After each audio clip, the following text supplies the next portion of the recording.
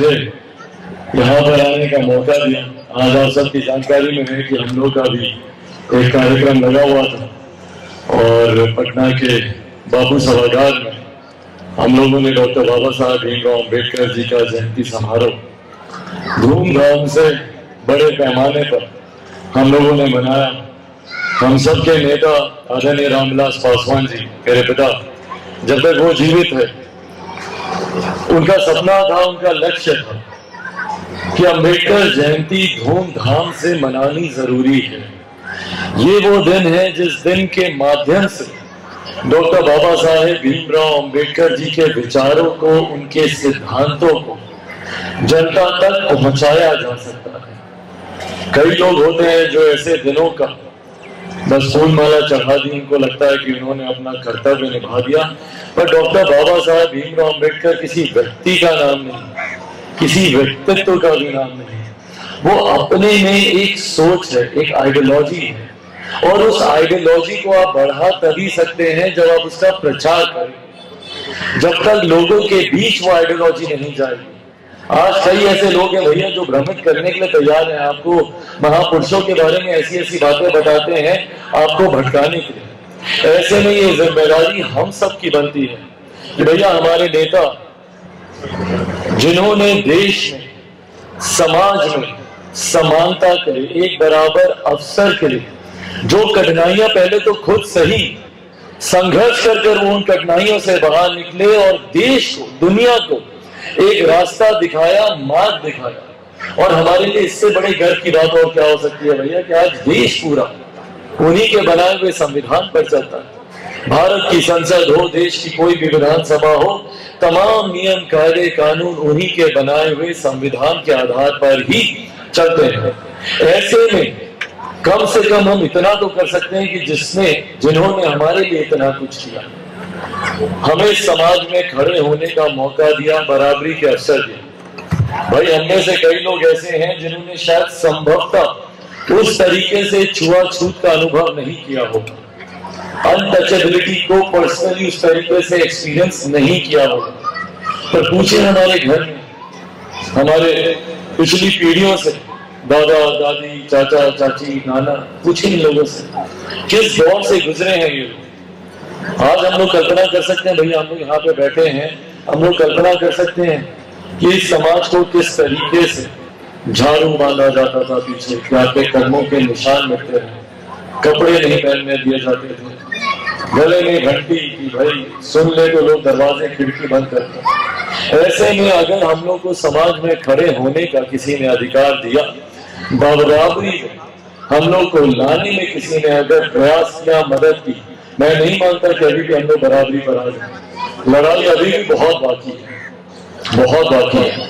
और उसी के लिए ही जरूरी है भैया कि हम लोग डॉक्टर बाबा साहेब भीमराव अम्बेडकर जी, उनके विचारों, उनके सिद्धांतों, उनको खुद को पढ़ें।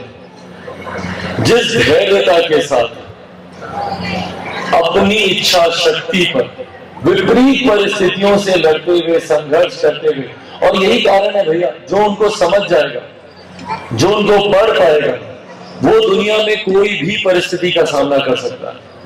हम लोग कभी कभी छोटी छोटी परिस्थितियों पर विचलित हो जाते हैं, परेशान हो जाते हैं। हम लोग तो इसमें परेशान हो जाते हैं, मार्क्स अच्छे नहीं है, क्या होगा आगे, होता है ना।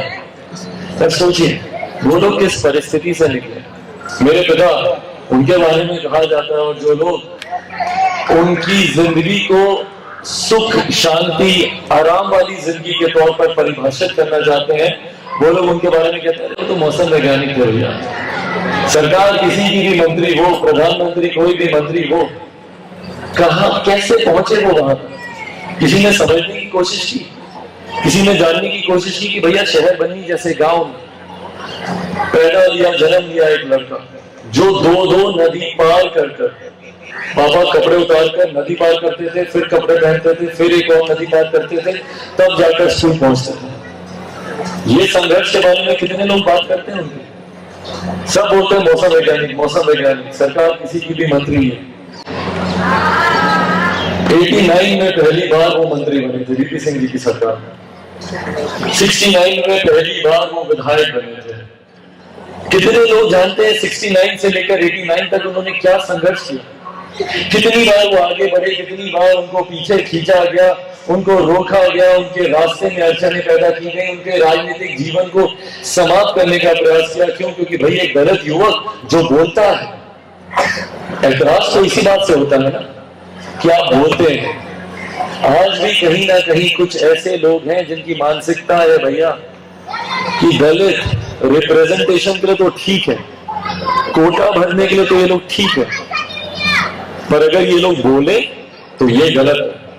भाई चिराग पासवान को क्यों टारगेट किया जा रहा है? बड़ी बड़ी शक्तियां लगी हैं चिराग पासवान को खत्म करने के लिए। क्यों? क्योंकि चिराग पासवान बोलता है भाई, वही अगर मैं गूंगा होता, रबर स्टैंप होता कि जो सरकार जहां बोले वहीं पर जाके ठप्पा लगा दो, जो जैसे बोले वही जाके वो कर दो, उनकी बातें तुम बोलो, अपराध सही तो अपराध सही तुम बोलो, भ्रष्टाचार सही तो भ्रष्टाचार सही तुम बोलो, धांधली सही तो धांधली सही, तो चिराग पासवान सही। तो चिराग पासवान आज केंद्र में मंत्री होता, चिराग पासवान के साथी विधायक होते, पर क्योंकि चिराग पासवान बोलता है, चिराग पासवान अपने हक के लिए लड़ता है, चिराग पासवान अपने विजन के लिए लड़ता है, तो भाई ये तो बोलने वाला दलित आएगा, ये तो नहीं चलेगा। हमको तो गूंगा चाहिए, हमको रबर स्टैंप चाहिए भैया, सब सरकारों को रबर स्टैंप चाहिए। हमको एक चेहरा चाहिए दिखाने के लिए, देखो दलित को मंत्री बनाए हैं, खुश हो रहा तुम लोग। हाँ, हर चुनाव में उनका चेहरा आगे किया जाएगा, देखो वो दलित को मंत्री बनाया है, साफ किए भैया। हाँ, और शर्म आती है ऐसे मंत्रियों पर भी मुझे, जो सिर्फ सत्ता के लालच, सिर्फ मंत्री बनने के लालच में जाकर सत्ता पर बैठ जाते हैं बिना इस बात की चिंता किए कि भैया उनके समाज के साथ क्या होगा। आज अगर आप मंत्री बने हैं तो जिस समाज की वजह से बने हैं, अगर उसी के दुख सुख में अगर आप खड़े नहीं हैं तो किस बात के मंत्री भैया? जब हमारे बच्चों को हॉस्टल से धक्का मार के बाहर निकाला जा रहा है, जब उनके भविष्य को खत्म किया जा रहा है, जब उनकी पढ़ाई को बाधित किया जा रहा है, उस वक्त आप लोग मंत्री बने हुए, उस वक्त किसी को याद नहीं आएगा कि भैया बच्चों के बीच जाए, पूछो उनसे क्या समस्या है, क्यों कठिनाई है। आज सब लोग डॉक्टर बाबा साहब भीमराव अम्बेडकर भी होड़ लग गई है भैया कि ये मेरे 89 से पहले किसी को उनका नाम लेने में भी शर्म आती थी। किसी ने एक तस्वीर तक भारत की संसद में डॉक्टर बाबा साहब भीमराव अम्बेडकर की नहीं लगाई थी। कल्पना कर सकते हैं हम लोग? आज हम लोग भाई लोग गिनाते नहीं सकते संविधान रचेता, संविधान रचेता, तो 89 से पहले वो संविधान रचेता नहीं देखा। क्यों सिर्फ हमारे नेता आदरणीय रामविलास पासवान जी को इस बात का एहसास हुआ कि भैया इनका तहसील पार्लियामेंट में लगना चाहिए? क्यों नहीं लगना चाहिए? उनके जन्म दिवस को आज 14 अप्रैल को छुट्टी की घोषणा होनी चाहिए, क्यों नहीं होनी चाहिए भैया? सिर्फ बड़े बड़े जो लोग हैं उन्हीं के जन्म दिवस में छुट्टी की घोषणा होगी क्या? हाँ? क्योंकि डॉक्टर बाबा साहब भीमराव अम्बेडकर दलित छुट्टी की घोषणा नहीं होनी चाहिए, उनकी तस्वीर भी नहीं लगनी चाहिए। भारत रत्न देने का किसी को ख्याल नहीं आया। 47 में देश आजाद हुआ, 47 से 89 तक किसी को याद नहीं आया। जब हमारे नेता आदरणीय रामविलास पासवान जी पहली बार श्रम एवं कल्याण मंत्री बने 89 में, तब उन्होंने सारे कार्य करा के दिए। क्यों? क्योंकि उनके विचारों से वो जुड़ते थे, उनको सही में नेता मानते थे, सिर्फ दिखाने के लिए, तस्वीर खिंचाने के लिए। और इसीलिए मैं बोलता हूं कि जो भी डॉक्टर बाबा साहब भीमराव अम्बेडकर को पढ़े जानेगा, वो कम से कम संघर्ष करने से कभी नहीं डरेगा, अपनी बातों पर अड़ने से कभी नहीं डरेगा। भाई चिराग पासवान को आप सब पढ़े लिखे हैं, जानकार हैं। भाई अगर मुझे मंत्री बनने का शौक होता, मुझे बताइए ना, कितना मुश्किल था मेरे लिए मंत्री बनना। भाई 2020 में बहुत आसान था, मुख्यमंत्री नीतीश कुमार के सामने बस नतमस्तक होना था मेरे। आज तक केंद्रीय मंत्री की हैसियत से आप लोग मेरा संबोधन कर रहे होते, कह रहे हमारे बीच में केंद्रीय मंत्री चिराग पासवान मौजूद है, पर शर्म आती मुझे उस वक्त जब मैं बैठा होता। उस केंद्रीय मंत्री होने के नाते मैंने क्या कर लिया अगर आपके दुख में मैं आपके साथ खड़ा नहीं आया तो? और कितने ऐसे मंत्री हैं भैया जो हम लोग के समाज से जाते हैं, और कब उनको हम लोग की याद आती है? सिर्फ चुनाव में। आज चुनाव घोषित कर दीजिए भैया, आज सब बहाना देंगे, अरे नहीं हम लोग कार्यक्रम रखे हैं भैया, हम लोग बहुत बड़ा कार्यक्रम रखे हैं। अरे हमसे बड़ा कोई कार्यक्रम किया है भैया? बापू सभागार बिहार का सबसे बड़ा हॉल, उससे बड़ा कोई कार्यक्रम किया है? पर किसी को आप बुलाइए, अरे नहीं हम लोग कार्यक्रम कर रहे हैं, हम नहीं आ सकते, हम नहीं आ सकते। पर वही आज चुनाव की घोषणा कर दीजिए बिहार में, सब नंगे पांव दौड़ाएगा आपके हॉस्टल में खड़ा होने के लिए, एक एक व्यक्ति से हाथ मिलाकर फोटो खिंचा कर जाएगा अगर चुनाव घोषित करेंगे। इसीलिए साथियों, बस सिर्फ ये अगर आप लोग पढ़े लिखे हैं, जानकार हैं, मैं कोई नहीं होता आप लोग को कुछ बताने, समझाने, सिखाने वाला। सारी परिस्थितियां आपके सामने हैं। कौन वोट बैंक की राजनीति कर रहा है और कौन सही मायनों में बिहारियों को विकसित बनाने की लड़ाई लड़ रहा है। उलझाने में लगे हुए हैं ये लोग मुझे, और सोचते हैं कि मैं इतना कमजोर हूं, ये मेरा परिवार तोड़ देंगे तो मैं चुप हो जाऊंगा, मेरी पार्टी से मुझे निकाल देंगे तो मैं चुप हो जाऊंगा, मेरे घर से मुझे उठा के बाहर फेंक देंगे तो मैं चुप हो जाऊंगा। अरे नहीं होने वाला भैया, शेर का बेटा हूं, रामविलास पासवान वाला नहीं हूं। लाख कोशिश करने मुझे तोड़ने की, तोड़ के दिखाए, मेरे चेहरे पे एक शिकन नहीं दिखी। जितना प्रताड़ित करना कर लीजिए भैया, डॉक्टर बाबा साहब भीमराव अम्बेडकर को जितना प्रताड़ित किया उतना तो नहीं कर पाएंगे। वो तो सीमा ही कुछ और थी। बुढ़ानों से तो मुझे बाहर फेंक देंगे, मेरा सामान भी फेंक देंगे, फेंक दिया, सड़क पर पड़ा हुआ, कोई दिक्कत नहीं है मुझे। पर आपके दिल से निकाल के दिखाना भैया, मेरी ताकत आप लोग, मेरा गुरूर आप लोग, आप लोगों की वजह से आज चिराग पासवान है। नहीं तो बड़ी बड़ी शक्तियों ने दुनिया की पूरी ताकत लगा दी थी चिराग पासवान को समाप्त करने के लिए। और इसके लिए मैं उम्र भर भाई हूं, भाइयों में ऋण नहीं होता, बट मैं उम्र भर आप लोगों का भाई रहूंगा। आप लोगों का ये सहयोग है जो आज इस घड़ी में मुझे खड़े होने का सबक दिया। बस इतना जरूर बोलूंगा, उस दिन का मैं जरूर इंतजार करता हूं जब मैं बदले में आप लोग के लिए कुछ कर पाऊं। भाई ईमानदारी से दिखता है मुझे, चुभता है मुझे, जब मैं देखता हूं कि मेरे भाई किस तरीके से संघर्ष कर रहे हैं अच्छी शिक्षा हासिल करने के लिए। मतलब सिर्फ अच्छी शिक्षा हासिल करने के लिए हम लोग इतना संघर्ष करते हैं, और उसके बाद क्या, एक बेहतर जीवन जीने के लिए कभी दिल्ली भागेंगे, कभी बंबई जाएंगे, बैंगलोर जाएंगे, गुरुग्राम जाएंगे, नोएडा जाएंगे, भागते रहेंगे। और उम्र में फिर एक ऐसा पड़ाव आएगा जब इस बात का हम लोग को दुख होता है, आत्मग्लानि होती है कि भाई बुजुर्ग माता पिता जिंदगी की इस लड़ाई में, इस संघर्ष में, उनको तो हम भूल ही गए। जो समय हम लोग को उनके साथ रहकर बिताना चाहिए था, जो खुशियां उनके साथ रहकर देखनी चाहिए, वो हम लोगों ने दूसरे प्रदेशों में अजनबी चेहरों के साथ बिता दी। क्यों? क्योंकि पिछले 75 साल में मेरा बिहार विकसित ही नहीं हो पाया। दिल्ली मुंबई सब बन गए पर बिहार वहीं का वहीं रहता। कारण क्या रहा इसका? यही तो कारण है कि बांटते गए। सोचिए, भाई को भाई से भाई बांटते, दलित मां दलित, कौन सोचता है ये सब? कौन सोचता है भैया? अरे डॉक्टर बाबा साहब भीमराव अम्बेडकर ने संविधान में सिर्फ एक नाम रखा, अनुसूचित जाति। आपने पता नहीं क्या क्या कर दिया उसका, दलित बना दिया, महादलित बना दिया, इसको बांटो और बांटो। अभी भी वोट बैंक नहीं बना तो कल को और ज्यादा बांटेंगे। बस बांटो, सबको एक दूसरे से लड़ाओ और वोट बैंक अपना हासिल करो। ये इन लोग की सोच है। और जो ऐसे नहीं टूटता तो मेरी तरह उसको घर से बाहर निकालते हैं, उसको परिवार से बाहर निकालते हैं, पार्टी से बाहर निकालते हैं। आप में से कई ऐसे प्रताड़ित होंगे भैया, जिनके साथ शासन प्रशासन में कभी ना कभी, या तो आपके साथ, आपके माता पिता के साथ, परिवार में, घर में, किसी के साथ कोई ना कोई ऐसी घटना की होगी। पर यही समय है इन परिस्थितियों से सीखने का। भाई कब तक हम लोग संघर्ष करते रहेंगे? कब तक हम लोग दूसरे पर आश्रित रहेंगे कि कोई और हमारे लिए कुछ करके दे? क्यों? नहीं चाहिए मुझे कोई एहसान, कोई भी। हम खुद हासिल करेंगे भैया हमको जो चाहिए।